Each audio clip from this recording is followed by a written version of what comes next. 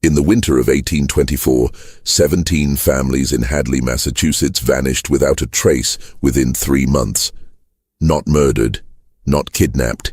They simply abandoned their homes, their livelihoods, and their identities, walking into the wilderness as if compelled by an invisible force. The local constabulary found no signs of violence, no evidence of coercion, yet entire bloodlines disappeared overnight, leaving behind only their belongings and a single name whispered by terrified neighbors: Professor Ezekiel Drummond. What the authorities discovered in his private study would challenge everything they understood about the human mind, and what they chose to bury would haunt Massachusetts for generations. The science of 1824 had no name for what Drummond had become, no explanation for his methods, and no way to comprehend the systematic destruction of human will he had perfected. Before we continue with the story of Professor Ezekiel Drummond and the families who walked willingly into oblivion, make sure to subscribe to never miss stories like this, and let us know in the comments what state you're listening from. We love hearing from our audience across America. The truth of what happened in Hadley that winter would remain buried in official records for decades, dismissed as mass hysteria by a science too primitive to understand the darkest capabilities of human manipulation. Hadley, Massachusetts in 1824, was a thriving agricultural community of 800 souls, nestled in the fertile Connecticut River Valley, where tobacco and corn grew tall in the rich alluvium. The town had been established in 1659 by Puritan settlers, and by the early 19th century, it had evolved into one of western Massachusetts' most prosperous farming communities. The main thoroughfare, King Street, was lined with well-maintained colonial houses, their white clapboard siding and black shutters reflecting the orderly prosperity that defined New England village life. The town boasted 2 churches, the original Congregationalist meeting house with its towering white spire, and a newer Methodist chapel that served the growing population of Irish and German immigrants who had arrived to work the expanding farms. Reverend Moses Kingsley had presided over the Congregationalist Church for 23 years, delivering sermons that balanced Calvinist theology with the practical needs of a farming community. His counterpart, Reverend Patrick O'Brien, ministered to the Catholic immigrants with a gentleness that had gradually won acceptance even from Hadley's more traditional Protestant families. The heart of the community's intellectual life was the Hadley Academy, a prestigious preparatory school housed in a grand 3-story brick building on Elm Street. Built in 1798 with funds donated by the prominent merchant families of the Connecticut Valley, the academy drew students from across New England, preparing the sons of wealthy merchants, politicians, and landowners for entrance to Harvard, Yale, and Dartmouth. The school's reputation for academic excellence had made it a source of tremendous pride for the community, and families competed fiercely for their sons to gain admission. Professor Ezekiel Drummond had arrived in Hadley during the autumn of 1821, carrying with him a leather traveling case filled with letters of recommendation that spoke of his extraordinary insight into the human condition and his revolutionary approaches to education. His credentials were impeccable. A graduate of Harvard College with highest honors, fluent in Latin, Greek, French, and German, with published papers on classical rhetoric and moral philosophy that had earned praise from Boston's intellectual elite. At 35 years old when he first arrived, Drummond cut an imposing figure that commanded immediate attention. Standing well over 6 feet tall, he possessed the lean build of a scholar who spent long hours bent over books, yet moved with the fluid grace of someone completely comfortable in his own skin. His most striking feature was his eyes, pale gray, almost silver in certain light, with an intensity that made conversation partners feel as though he could peer directly into their souls. His hair had turned prematurely silver at the temples, giving him an air of distinguished wisdom that belied his relatively young age. Drummond's voice was perhaps his most remarkable asset. He never raised it above conversational volume, yet somehow commanded absolute attention whenever he spoke. Students described it as hypnotic, parents found it compelling, And even Hadley's most skeptical citizens found themselves drawn into extended conversations with the new professor. There was a musical quality to his speech, a careful modulation of tone and rhythm that made even mundane observations sound profound. The professor's teaching methods were unlike anything the academy had previously employed. Rather than the rote memorization and strict discipline that had characterized the school under his predecessor, Drummond encouraged what he called introspective learning. He assigned students to keep detailed journals documenting not just their academic progress, but their emotional responses to literature, their observations of human behavior, and their private thoughts about the moral dilemmas presented in classical texts. These journals became the foundation of Drummond's pedagogical approach. He would spend hours reading each student's entries, making careful notes in the margins, and then conducting private conferences where he discussed not just academic matters, but the personal insights the young men had shared in their writing. Students found these conversations both thrilling and unsettling. Thrilling because Drummond treated their thoughts with a seriousness no adult had ever shown them. Unsettling because he seemed to understand their inner lives better than they understood themselves. The academy's enrollment had doubled under Drummond's leadership, growing from 42 students to 87 by the winter of 1824. Wealthy families from as far away as Boston and New York began sending their sons to study under the professor who was gaining a reputation as one of New England's most innovative educators. The waiting list for admission grew so long that some families offered substantial donations to the school in hopes of securing a place for their sons. Drummond lived alone in a grand colonial house on Elm Street, a two-story structure with 12 rooms that had been built in 1745 by Colonel Josiah Dwight, one of Hadley's founding families. The house came with the position of headmaster, and Drummond had furnished it with an eclectic collection of books, scientific instruments, and artifacts from his travels throughout Europe during his student years. Neighbors noted that he employed no servants, preferring to maintain the large house himself, and that he entertained no visitors, living in a scholarly solitude that some found admirable and others thought peculiar. His daily routine was as precise as clockwork. He rose each morning at 5 o'clock, spending an hour in his private study reviewing the journals his students had submitted the previous day. At 6, he would take a solitary breakfast in his dining room while reading correspondence that arrived regularly from colleagues at various universities. Classes began at 7:30 sharp, and Drummond taught continuously until 3 in the afternoon, with only a brief break for a light midday meal taken in his office. But it was his evening routine that had begun to attract notice throughout the community. Each night at precisely 6 o'clock, regardless of weather, Drummond would emerge from his house wearing a long black coat and carrying a leather-bound journal. He would walk the streets of Hadley for exactly 2 hours, following a route that took him past the homes of the town's most prominent families. He walked slowly, deliberately, pausing frequently to observe houses with the intensity of an architect studying blueprints. Mrs. Abigail Hartwell, whose house sat at the corner of Elm and King Streets, had the best view of Drummond's evening perambulations. She later described his behavior to Constable Thomas Brewster. He would stop at each garden gate, sometimes for 5 or 10 minutes at a time, studying the houses as if he were memorizing every detail. He carried that journal everywhere, and I often saw him making notes while he watched. When I asked him once what he was writing, he smiled in that peculiar way of his and said he was conducting anthropological observations, studying how people lived in their natural environment.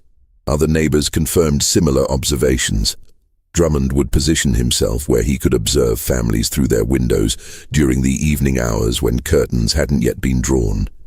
He seemed particularly interested in moments of family interaction, parents disciplining children, husbands and wives in conversation, siblings at play. His attention was so focused and sustained that several residents had begun closing their curtains earlier in the evening, feeling uncomfortable under his scrutiny. When questioned about these observations by concerned parents, Drummond would deflect with scholarly explanations about his interest in domestic anthropology and the social dynamics of rural communities. He spoke of writing a treatise on American family life that would contribute to the emerging field of social philosophy. His explanations were always plausible, delivered with such intellectual authority that questioners felt foolish for having raised concerns about what was obviously legitimate academic research. The winter of 1824 had arrived early and with unusual severity. Snow began falling in late November and continued intermittently through December, accumulating to depths not seen in living memory. By January, drifts reached the second-story windows of many houses, and the Connecticut River had frozen solid for the first time since the harsh winter of 1798. The unusual cold forced families to rely heavily on stored provisions and neighborly cooperation, creating a sense of isolation and vulnerability that would prove crucial to the events that followed. It was during this period of enforced intimacy and dependence that Professor Drummond began implementing the methods he had been developing since his arrival in Hadley. The long winter nights, the closed windows, the intimate family gatherings around hearths, all provided perfect conditions for the systematic observation and psychological mapping that would become the foundation of his most sinister work. The first family to disappear was the Chamberlains. Samuel, a prosperous grain merchant whose warehouses supplied farmers throughout the Connecticut Valley, his wife Mercy, and their 3 children, Benjamin, aged 12, Sarah, 9, and little Thomas, just 6 years old. The Chamberlains were among Hadley's most respected families, known for their generous contributions to both churches and their unfailing hospitality to travelers passing through the valley. Samuel Chamberlain had built his prosperity through shrewd business dealings and an almost supernatural ability to predict grain prices in the volatile markets of the 1820s. His warehouse on King Street was always filled with wheat, corn, and barley, carefully stored in cedar-lined bins that protected the grain from moisture and vermin. Farmers came from miles around to sell their harvests to Chamberlain, knowing they would receive fair prices and honest measurements. His reputation for integrity had made him wealthy, and his wealth had made him influential in town affairs. Mercy Chamberlain was equally respected, known throughout the community for her work with the Ladies' Charitable Society and her skill in organizing relief efforts for families struck by illness or misfortune. She was a small, energetic woman with prematurely gray hair and intelligent brown eyes that missed nothing in her careful observations of community life. The Chamberlain house on Pleasant Street was frequently filled with visitors seeking her counsel on matters ranging from child rearing to care of the sick. Their children were the pride of the family. Benjamin, the eldest, was enrolled at the academy and showed promise as a scholar, particularly in mathematics and natural philosophy. Sarah was known for her musical abilities, playing both pianoforte and harp, with skill that drew admiration even from visitors from Boston. Little Thomas was the family favorite, a bright, curious child whose endless questions and infectious laughter had charmed everyone in Hadley. On the evening of January 14, 1824, the Chamberlain family had appeared entirely normal to their neighbors. Samuel had spent the day at his warehouse, conducting business with several farmers who had come to discuss spring planting contracts. Mercy had attended the weekly meeting of the Ladies' Charitable Society, where she had volunteered to organize a fundraising effort for a family whose breadwinner had been injured in a mill accident. The children had attended their regular lessons, Benjamin at the academy, Sarah and Thomas with Miss Rebecca Porter, who taught reading and writing to the younger children of prominent families. The family had taken their evening meal together as usual, sharing conversation about the day's events and making plans for the coming week. Samuel had mentioned his intention to travel to Springfield the following month to negotiate grain prices with merchants there. Mercy had spoken of her desire to organize a community social evening to break the monotony of the long winter.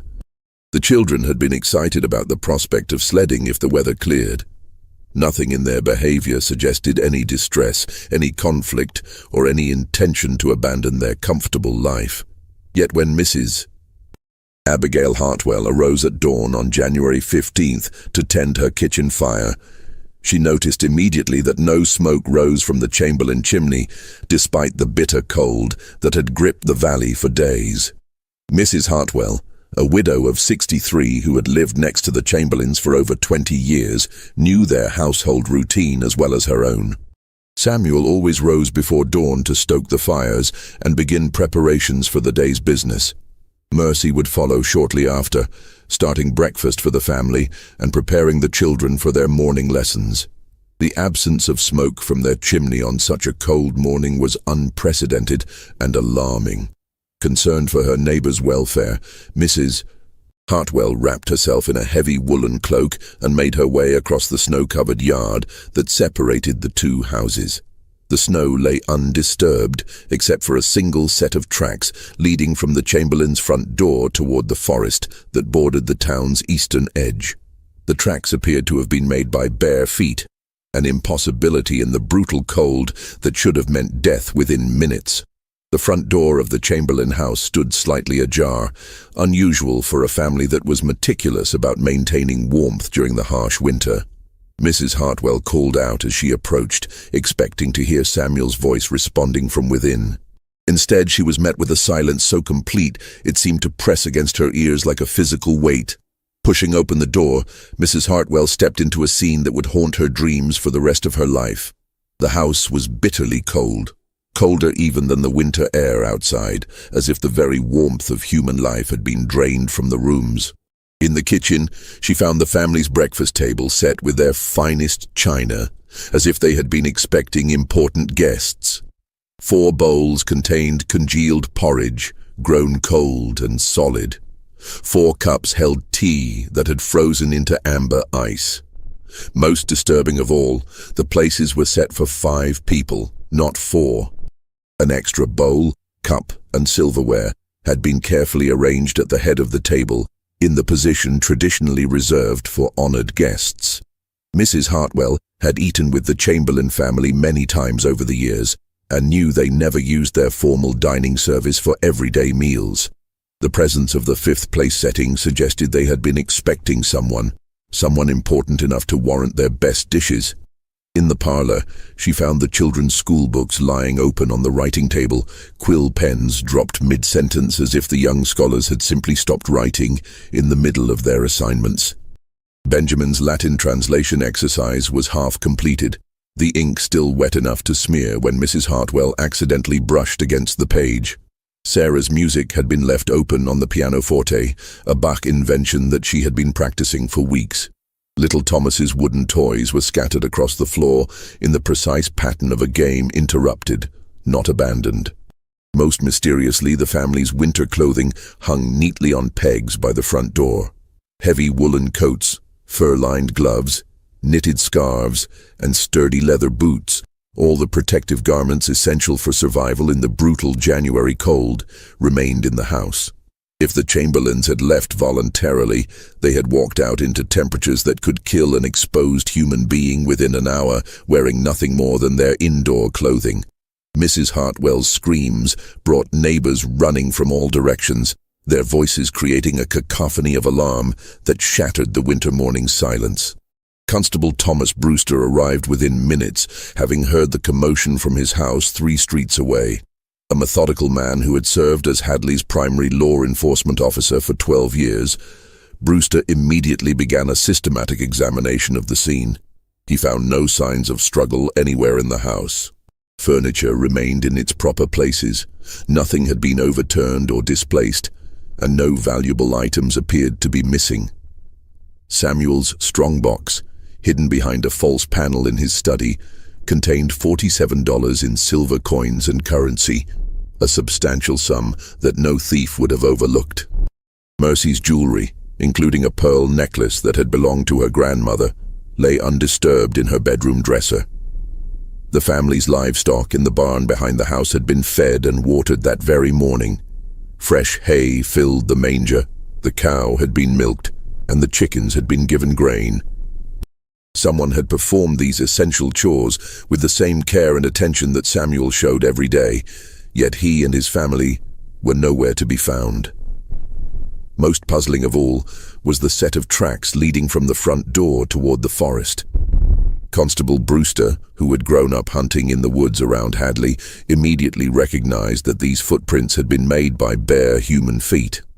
4 sets of tracks, 2 adult-sized, 2 smaller, led directly away from the house in a perfectly straight line, as if the family had walked with single-minded purpose towards some specific destination. But the tracks told an impossible story. The snow was more than 2 feet deep, and the temperature hadn't risen above 0 degrees Fahrenheit in 3 days. No human being could walk barefoot through such conditions for more than a few minutes without suffering frostbite so severe it would make further walking impossible. Yet the tracks showed no signs of stumbling, no indication of distress or hurry, no evidence that the walkers had experienced any difficulty at all. The search party that formed that afternoon included every able-bodied man in Hadley and several from neighboring towns. Led by Constable Brewster and organized by Dr. Jeremiah Hedrick, the most educated man in the community, the searchers followed the tracks as far as they could be traced. The footprints led in a straight line for nearly half a mile, crossing fields and stone walls with mechanical precision, never deviating from their eastward course. At the edge of the old-growth forest that separated Hadley from the wilderness beyond, the tracks simply vanished. Not gradually, not obscured by wind or falling snow, but ended abruptly as if the 4 people who had made them had simply ceased to exist. The searchers combed the forest for 3 days, calling the families' names until their voices grew hoarse, examining every fallen log, every depression in the snow, every possible shelter where 4 people might have sought refuge. They found nothing. No clothing, no bodies, no sign that human beings had ever passed that way. It was as if the Chamberlain family had walked to the edge of the known world and stepped into nothingness, leaving behind only the mystery of their disappearance and the growing fear that something unnatural had visited their peaceful community. What disturbed the searchers most, however, was not what they found in the forest, but what they remembered from the days preceding the disappearance. Several men recalled seeing Professor Drummond speaking with Samuel Chamberlain outside Henderson's general store just 2 days before the family vanished. The conversation had attracted attention because of its intensity. Drummond had spoken in low, urgent tones, while Chamberlain listened with an expression of growing fascination that bordered on entrancement. Jacob Henderson, the store's proprietor, had been close enough to overhear portions of the conversation. He later told Constable Brewster that Drummond had been discussing what he called the burden of hidden shame and the peace that comes from abandoning false identities.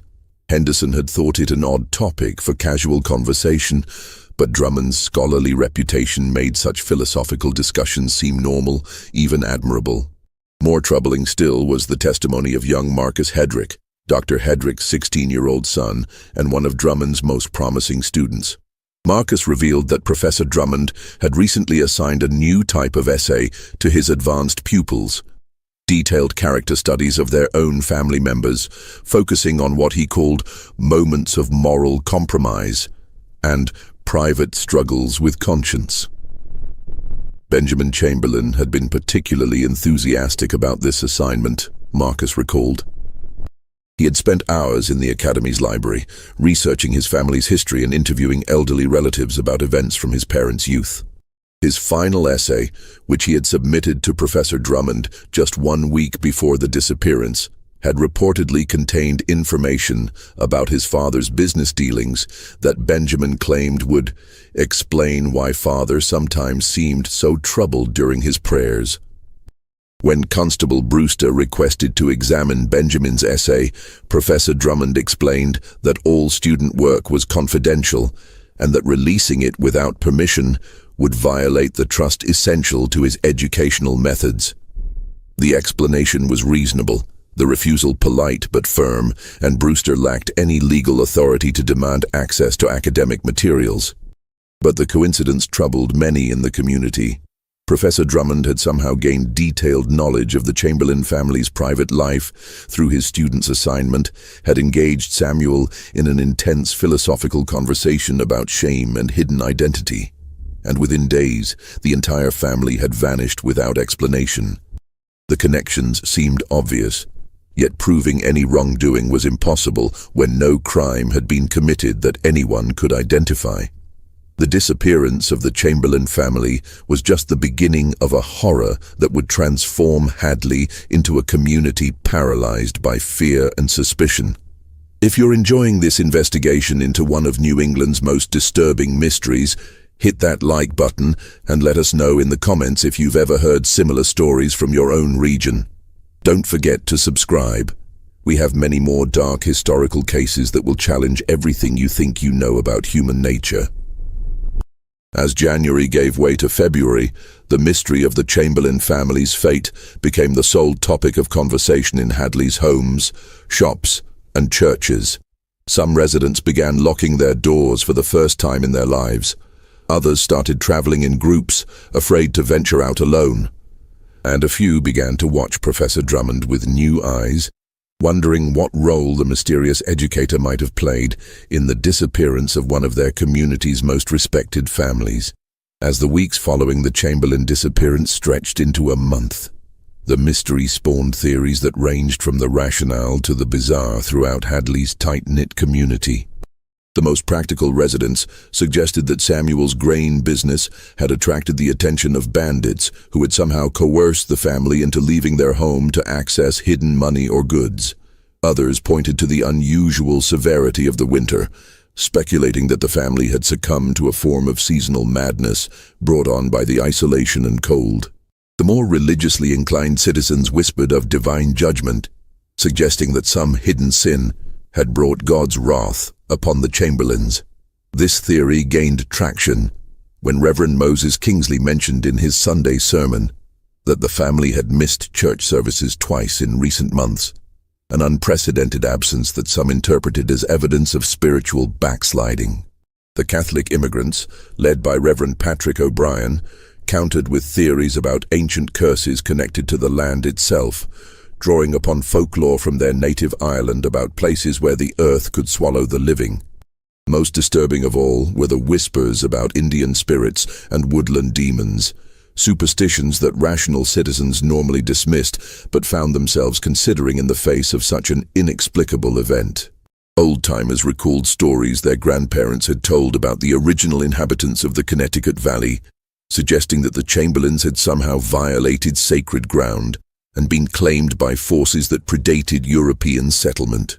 Professor Ezekiel Drummond seemed uniquely untroubled by the community's growing anxiety. While others organized additional search parties and held prayer meetings to ask for divine guidance in locating the missing family, he continued his regular routine with mechanical precision that some found reassuring and others thought callously indifferent. His evening walks never ceased, though several residents noted that his route had expanded to include streets he had never explored before, and his attention to the houses he passed had become even more intense. Students at the academy reported that their professors' teaching methods had undergone subtle but significant changes since the Chamberlain disappearance. He had introduced new writing exercises that required them to analyze the psychological motivations behind characters in classical literature, focusing particularly on moments when individuals chose to abandon their previous lives in pursuit of higher truths. His assignments increasingly demanded that students examine their own families with the detached perspective of social scientists, documenting private conversations, behavioral patterns, and evidence of hidden conflicts or unresolved guilt. These academic exercises might have seemed harmless if not for their unsettling specificity. Professor Drummond asked his students to identify which family members seemed most burdened by private shame, which appeared to be hiding secrets from the rest of the household, and which showed signs of what he termed psychological fragility under pressure. He encouraged them to observe their parents and siblings as case studies in human weakness, rewarding the most insightful observations with praise that made the young men eager to delve even deeper into their families' private lives. Marcus Hedrick, Dr. Jeremiah Hedrick's 16-year-old son, found himself particularly drawn to these assignments despite growing unease about their implications. Marcus was an intelligent, sensitive young man who had always been close to his family, but Professor Drummond's exercises forced him to view his parents and younger sister Sarah through a new lens that revealed flaws and vulnerabilities he had never noticed before. Under Drummond's guidance, Marcus began documenting his father's tendency toward melancholy during the long winter evenings, noting how Dr. Hedrick would sometimes sit for hours staring into the fire with an expression of profound sadness. He recorded his mother Elizabeth's habit of checking and rechecking the locks on doors and windows, behavior that suggested anxiety about security that went beyond normal caution. Most troubling of all, he found himself analyzing 12-year-old Sarah's occasional nightmares, wondering what traumatic experiences might be hidden in his sister's unconscious mind. Dr. Jeremiah Hedrick was one of the few men in Hadley with sufficient education and intellectual sophistication to engage Professor Drummond as an equal in philosophical conversation. A graduate of Yale Medical School, Dr. Hedrick had initially welcomed the professor's arrival, hoping for stimulating discussions about literature, science, and moral philosophy that would provide intellectual companionship in a community where most conversations centered on farming, weather, and local gossip. Their first meetings had been everything Dr. Hedrick had hoped for. Professor Drummond proved to be extraordinarily well-read, fluent in multiple languages, and capable of discussing complex topics ranging from European political philosophy to the latest developments in medical science. He showed particular interest in Dr. Hedrick's knowledge of human anatomy and physiology, asking detailed questions about the relationship between physical health and mental state that demonstrated a sophisticated understanding of the emerging connections between mind and body. But as their conversations continued through the autumn and winter months, Dr. Hedrick began to notice troubling patterns in Drummond's thinking. The professor seemed obsessed with human weakness and vulnerability, constantly steering discussions toward topics like psychological manipulation, the breaking point of human endurance, and the methods by which one person might gain complete control over another's will.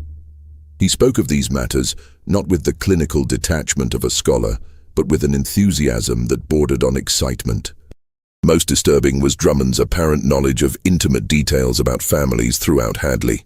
Knowledge that went far beyond what any newcomer should have been able to acquire through casual social interaction.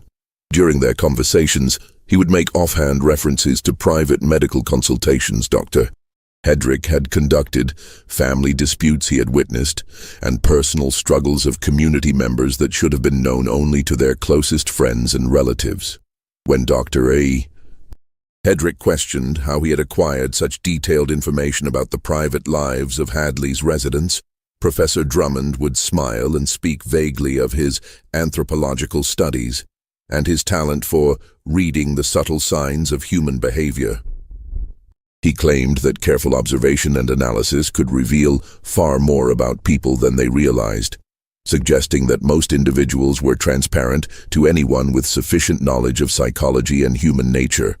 Dr. Hedrick's growing unease intensified dramatically as he observed changes in his son Marcus's behavior throughout the winter months. The boy, once open and communicative with his family, began exhibiting a secretive, calculating demeanor that seemed completely foreign to his previously warm and trusting personality. Marcus started studying his family members with cold, analytical attention, watching his parents and sister as if they were specimens under a microscope, rather than the people he loved most in the world. The transformation was gradual, but unmistakable.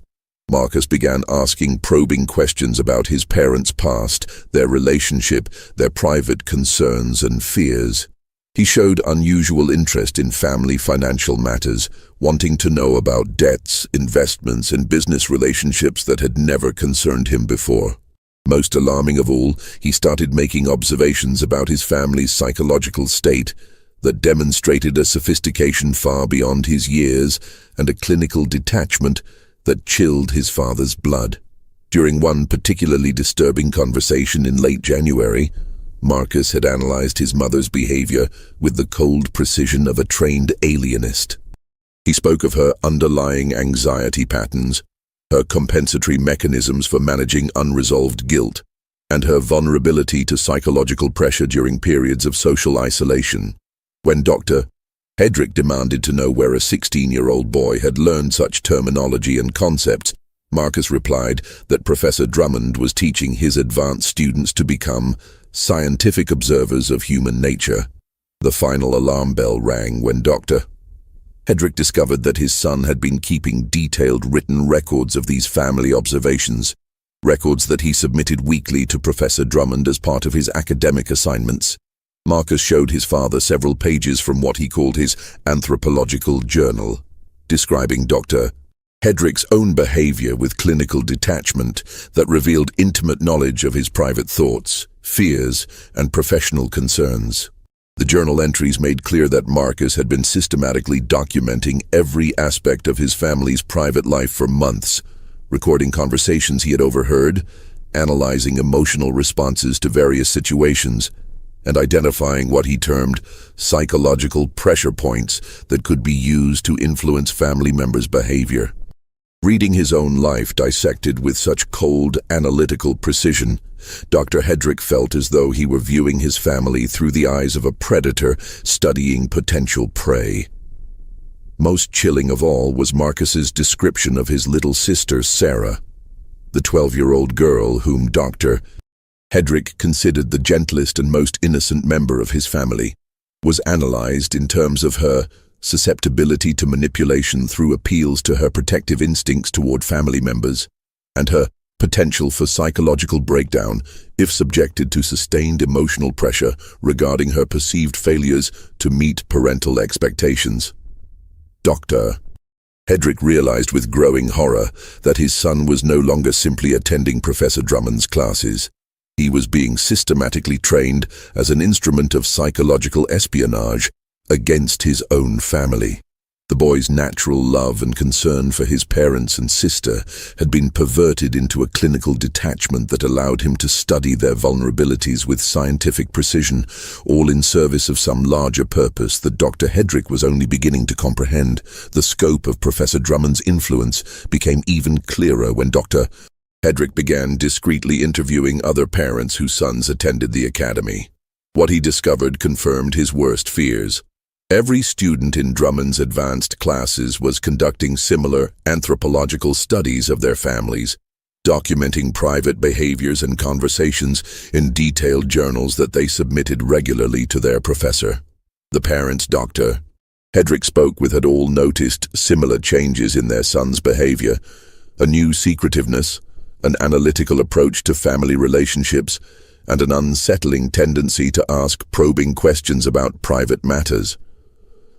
But most had attributed these changes to normal adolescent development or the natural result of advanced education. Only when Dr.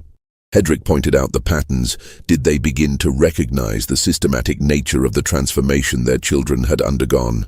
Professor Drummond had effectively turned the academy's most promising students into unwitting spies within their own households, gathering intelligence about Hadley's most prominent families with a thoroughness that would have impressed a military intelligence operation.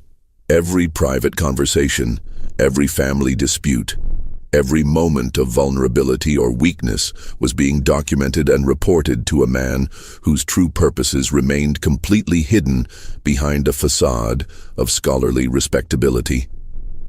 As February progressed and the mystery of the Chamberlain family's disappearance remained unsolved, Dr. Hedrick began to suspect that their fate was somehow connected to the systematic psychological manipulation Professor Drummond was conducting throughout the community. The professor's detailed knowledge of private family matters, combined with his apparent ability to influence student behavior so profoundly, suggested capabilities that went far beyond normal educational methods. But understanding the scope of Drummond's activities and proving any connection to the Chamberlain disappearance were entirely different challenges. No laws existed in 1824 to address psychological manipulation or the systematic gathering of private information. Even if Dr.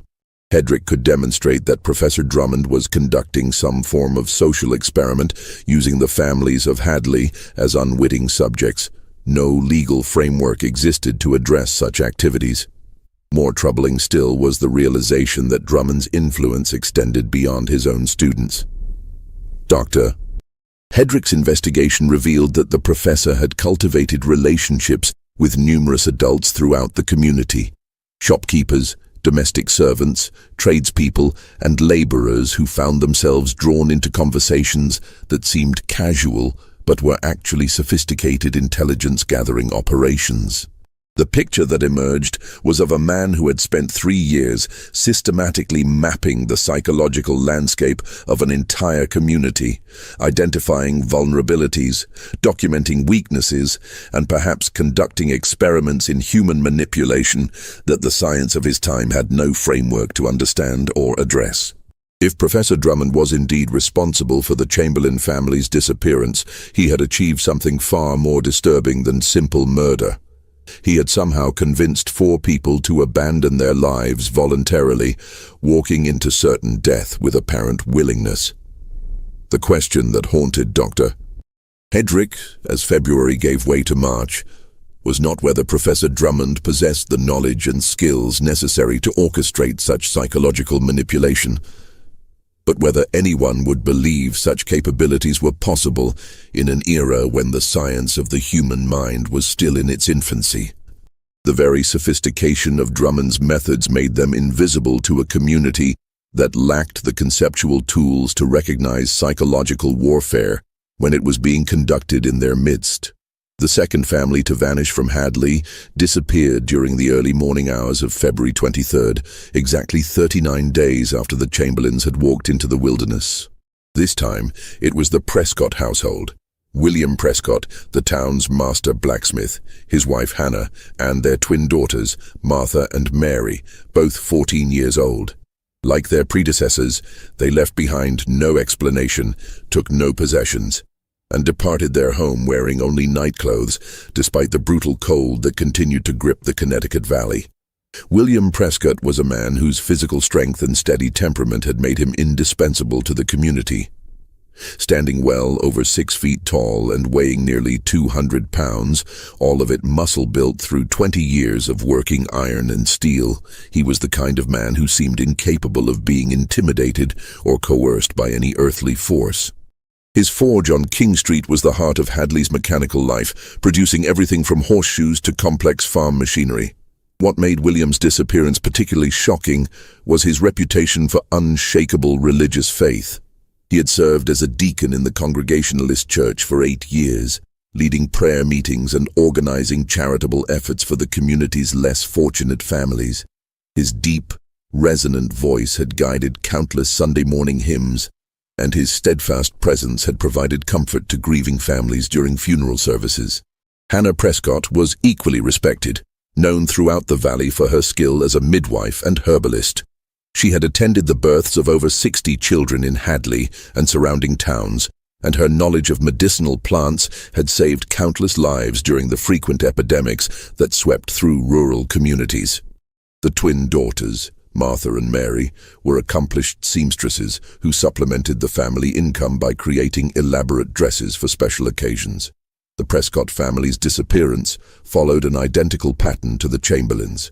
Neighbors found their house cold and empty, breakfast half prepared on the table, and bare footprints leading directly toward the forest.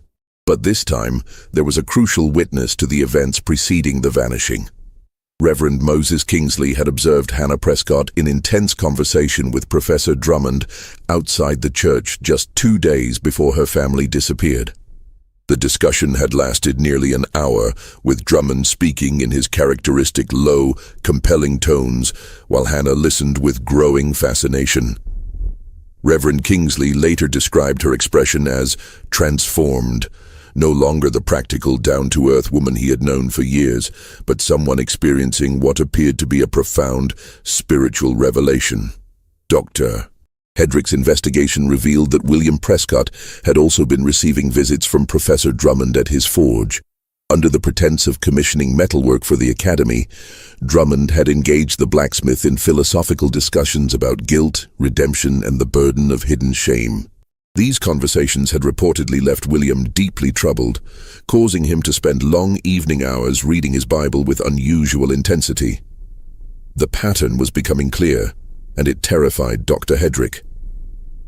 Professor Drummond was systematically targeting families, using intelligence gathered through his network of student informants to identify specific psychological vulnerabilities, then exploiting those weaknesses through carefully orchestrated conversations that somehow convinced entire households to abandon their lives voluntarily.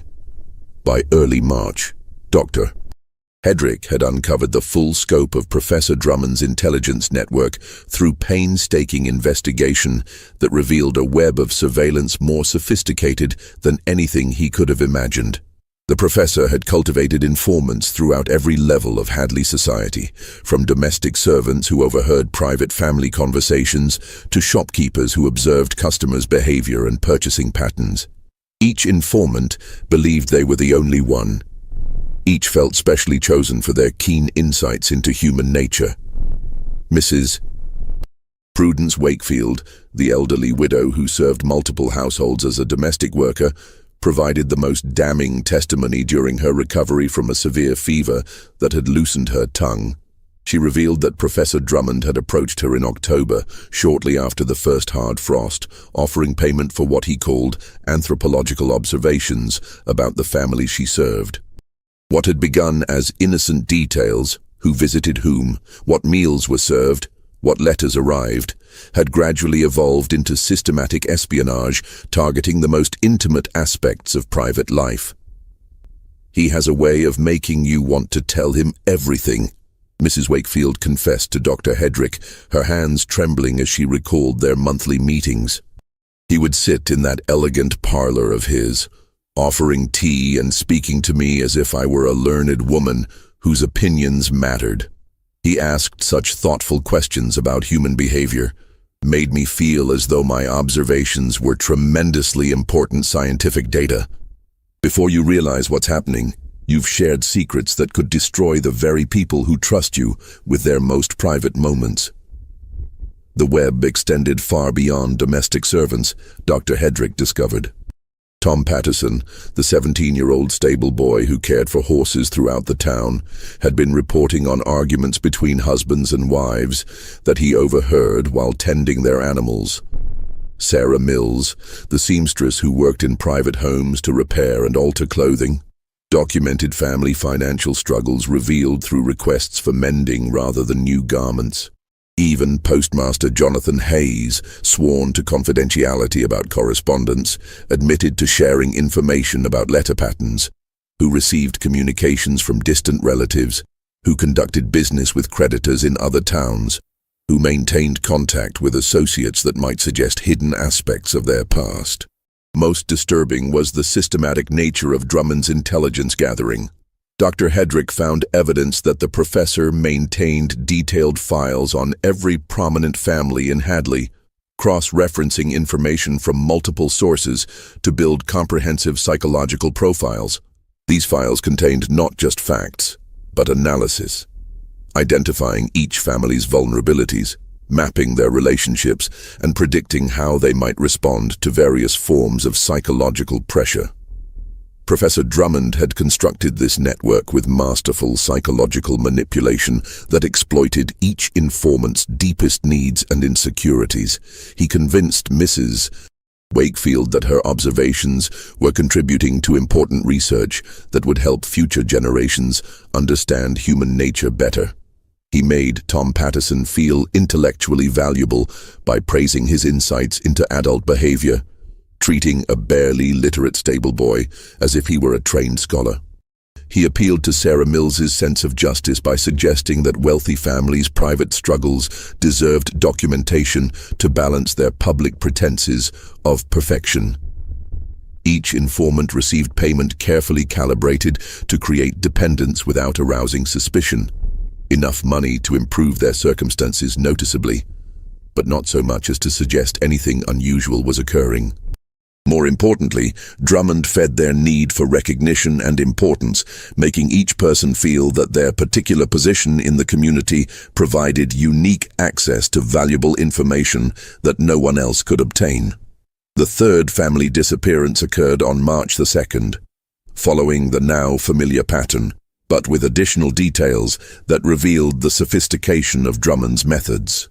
The Cornelius family, Jonathan, a prosperous merchant, his wife Ruth, and their son Timothy, aged 15, vanished after Jonathan had spent 2 weeks in increasingly agitated conversations with Professor Drummond about what the professor called the burden of inherited shame. Dr. Hedrick's investigation revealed that Drummond had somehow learned about Jonathan's father's desertion from the Continental Army during the Revolutionary War, a family secret that had been buried for over 40 years. Through careful manipulation of conversations and chance encounters with individuals who mentioned military history, Drummond had gradually made Jonathan believe that his father's cowardice was becoming known throughout the community. The psychological campaign against the Cornelius family demonstrated Drummond's most sophisticated techniques. He didn't simply threaten exposure of the family secret. He orchestrated a series of seemingly unrelated events that made Jonathan feel as though the truth was gradually surfacing on its own. A casual comment about Revolutionary War deserters overheard at the general store. A stranger asking directions to the old army encampment where Jonathan's father had abandoned his post.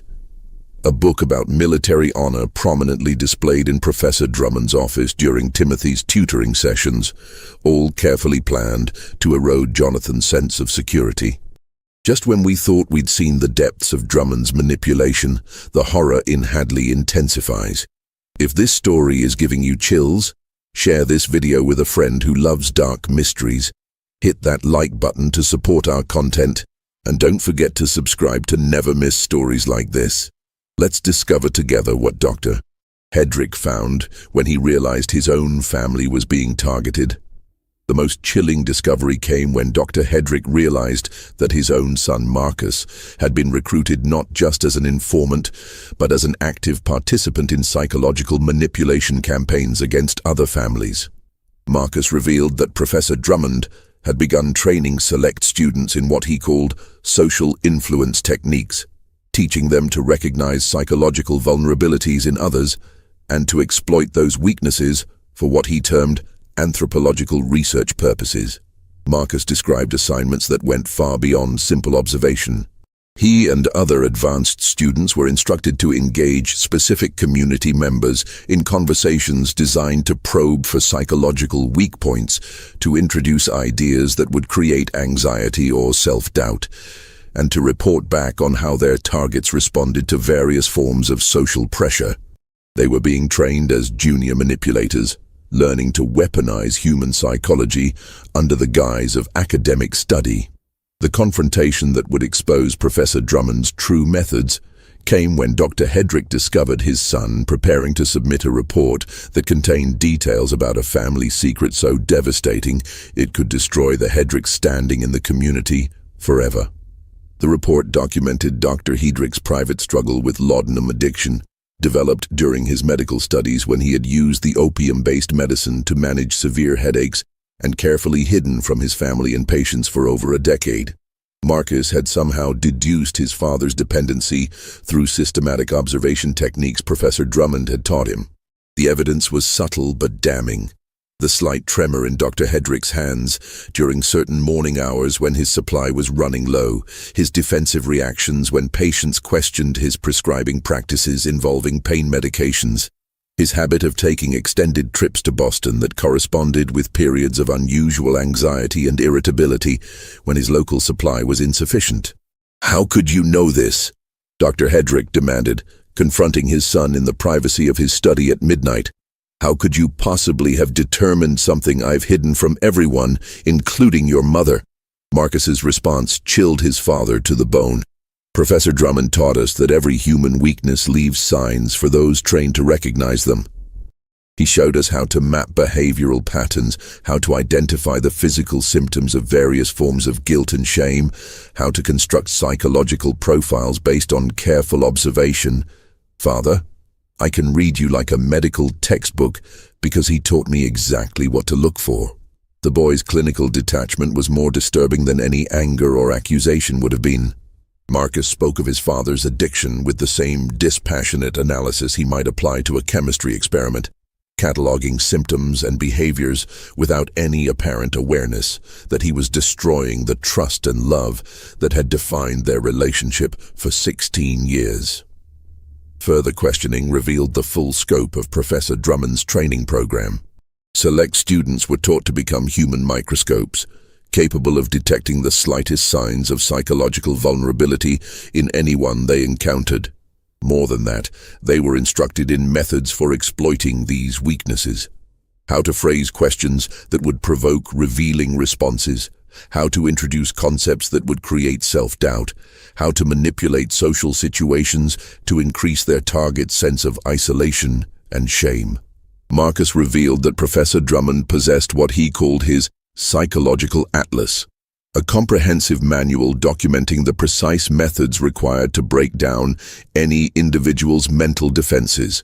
The atlas contained detailed case studies from Drummond's work in other communities, step-by-step instructions for identifying and exploiting psychological pressure points, and theoretical frameworks for understanding human manipulation that were decades ahead of any published scientific knowledge. He showed us portions of it during our advanced seminars, Marcus explained with the enthusiasm of a dedicated student. The atlas documents how every person can be reduced to their essential vulnerabilities if you understand the proper techniques. Father, he's proven that human conviction is infinitely malleable, that anyone can be convinced to abandon their previous existence if the appropriate psychological pressure is applied with sufficient skill and patience. The most horrifying revelation was that Professor Drummond didn't simply study human weakness, he actively created it. Through his network of informants and student operatives, he orchestrated elaborate situations that forced people into moral compromises, then used evidence of these compromises to increase their psychological vulnerability. He arranged for gambling debts to be called in at moments of maximum financial stress, ensured that old romantic indiscretions were accidentally revealed to spouses, and created social situations where people were pressured into making decisions they would later regret. The Chamberlains, the Prescotts, the Cornelius family, none of them were random victims, Marcus continued, his voice carrying an excitement that made Dr. Hedrick's stomach turn. They were carefully selected test subjects for techniques Professor Drummond had been developing for years. Each family represented a different type of psychological profile, a different combination of vulnerabilities that allowed him to test and refine his methods of manipulation. Dr. Hedrick demanded to see the reports Marcus had been submitting, and what he read convinced him that his son had been systematically documenting every aspect of their family's private life for months. The reports contained intimate details about Dr. Hedrick's medical practice, his relationship with his wife Elizabeth, his concerns about their financial security, and his private fears about his professional reputation. Marcus had recorded conversations he had overheard, analyzed emotional responses to various family situations, and identified what he termed psychological pressure points that could be used to influence each family member's behavior. Most chilling of all was Marcus's analysis of his 12-year-old sister Sarah. The report described her susceptibility to manipulation through appeals to her protective instincts toward family members and her potential for psychological breakdown if subjected to sustained emotional pressure regarding her perceived failures to meet parental expectations. Reading his innocent daughter analyzed as a potential victim for psychological manipulation, Dr. Hedrick felt a rage so intense it threatened to overwhelm his rational mind. "You've been studying your own family like laboratory specimens," Dr. Hedrick said, his voice barely controlled.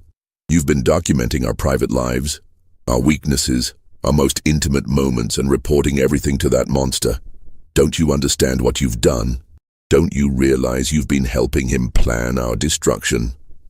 Marcus's response revealed the full extent of his psychological conditioning. "I've been contributing to important scientific research that will advance human understanding of psychological behavior. Professor Drummond says that sentiment and family loyalty are obstacles to objective analysis. He's teaching us to see human nature clearly, without the distortions created by emotional attachment." The boy's transformation was complete. Professor Drummond had systematically stripped away Marcus's natural love and loyalty to his family, replacing these bonds with cold, analytical detachment that allowed him to view his parents and sister as research subjects rather than the people he had once loved most in the world. Armed with this devastating knowledge, Dr. Hedrick made the dangerous decision to confront Professor Drummond directly. On the night of March 15th, he arrived at the professor's house carrying copies of the intelligence reports his son had been submitting, evidence of the systematic psychological manipulation being conducted throughout the community, and a loaded pistol hidden beneath his coat. He was prepared to do whatever proved necessary to stop the destruction of his community and his family. Professor Drummond received him in his elegantly appointed study, surrounded by leather-bound books and scientific instruments that suggested scholarly respectability. But Dr. Hedrick now recognized these trappings for what they were: a carefully constructed facade designed to conceal the activities of a man who had turned human suffering into a science. Dr. Hedrick, Drummond said with his characteristic calm smile, "I've been expecting this visit. Your son mentioned that you had discovered his academic reports. I assume you have questions about the anthropological research we've been conducting." The conversation that followed revealed Professor Drummond as something unprecedented in Dr. Hedrick's experience. A man who combined brilliant intelligence with complete absence of human empathy. Drummond showed no remorse for the families he had destroyed, no concern for the suffering he had caused, no recognition that his actions constituted anything other than legitimate scientific inquiry. "You speak of these people as if they were wronged, Doctor," Drummond said, his pale eyes reflecting the candlelight with an intensity that made Dr. Hedrick's skin crawl. "But I have given them the greatest gift possible: freedom from the prison of social pretense and unexamined shame. The Chamberlains, the Prescotts, the Cornelius family, each chose to walk away from lives built on lies and moral compromises. I merely helped them recognize that their masks had become unbearable burdens." When Dr. Hedrick accused him of murder, Professor Drummond laughed with genuine amusement. "Murder requires a corpse, Doctor. I have created something far more elegant: the complete dissolution of identity without violence, without coercion, without breaking any laws that your primitive legal system would recognize. I have proven that human conviction is infinitely malleable, that any person can be convinced to abandon their previous existence if the proper psychological pressure is applied with sufficient skill." Professor Drummond revealed that his work in Hadley was part of a larger research project being conducted by a network of like-minded individuals throughout New England and beyond.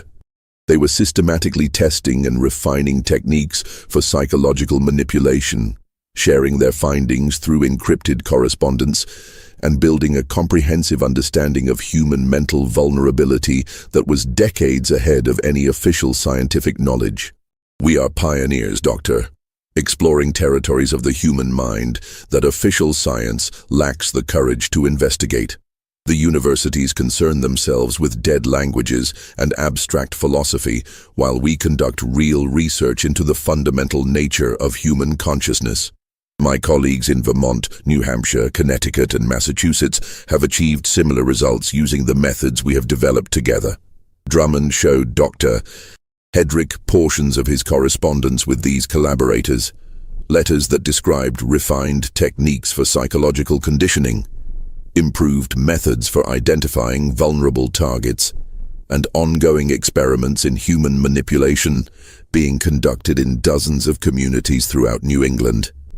The professor had not been an isolated madman, but rather a founding member of an underground network dedicated to advancing the science of psychological warfare.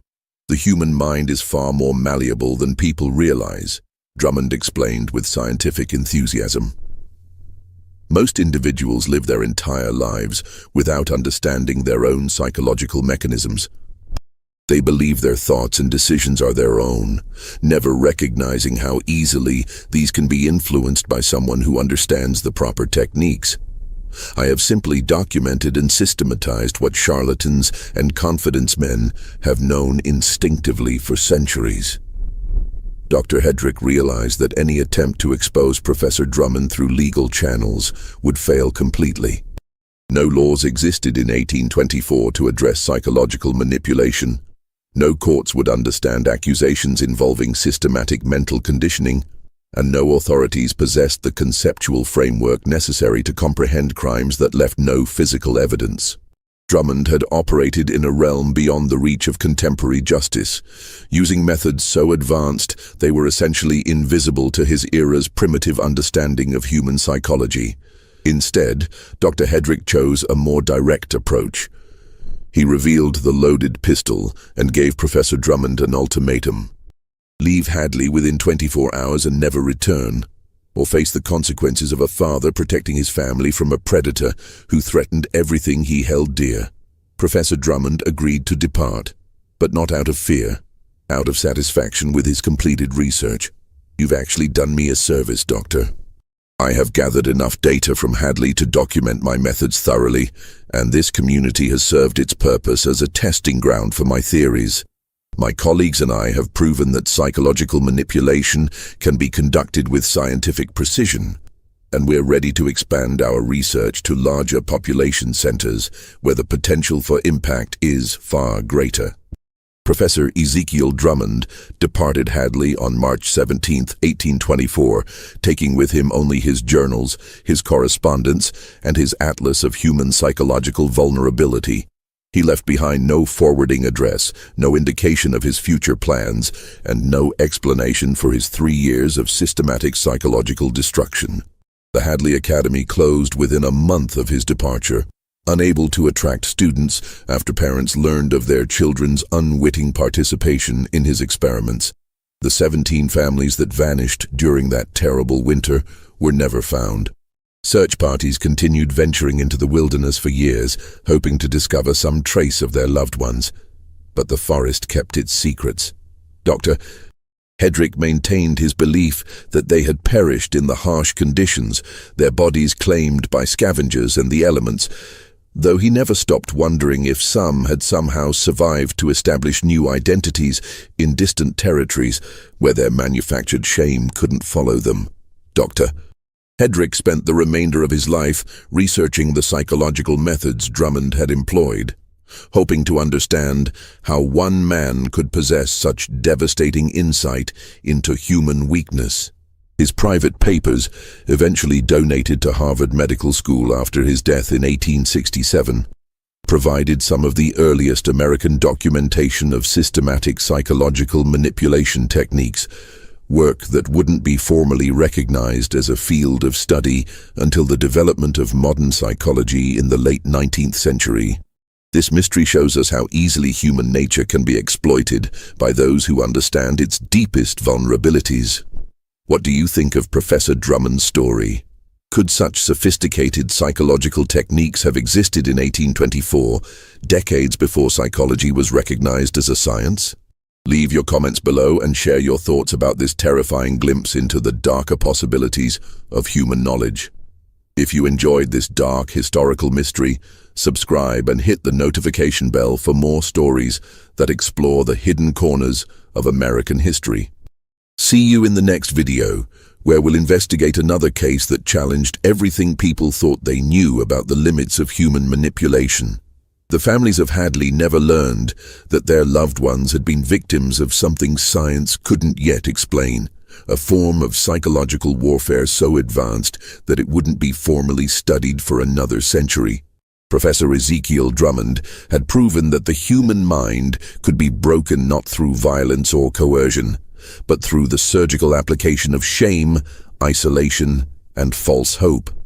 In 1824, there was no name for what he had become, no framework for understanding his methods, and no way to stop someone who could convince people to destroy themselves with nothing more than carefully chosen words spoken at precisely the right moments to minds conditioned for maximum vulnerability.